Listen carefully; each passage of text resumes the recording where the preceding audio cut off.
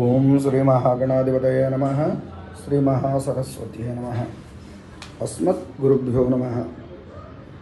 భవమంత్ర ఛానల్లో ఇంకొక చిన్న తంత్రం గురించి తెలుసుకుందాం.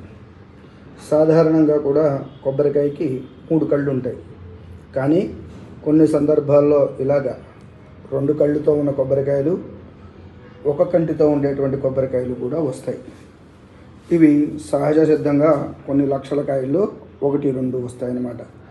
ఇలాంటి కొబ్బరికాయ దొరికినప్పుడు దాని మీదకి లక్ష్మీదేవిని, గణేశుణ్ణి ఆవాహన చేసి పూజ చేసి పూజాస్థానం ముందు ఉంచితే గనక గొప్ప ఐశ్వర్య వృద్ధి కలిగి గణపతి యొక్క అనుగ్రహం చేత కార్యములు జయమై లక్ష్మీదేవి యొక్క అనుగ్రహం చేత రుణ బాధలు, అప్పుల బాధలు, ఆరోగ్యపరమైన సమస్యలు తీరి ఆనందం కలుగును.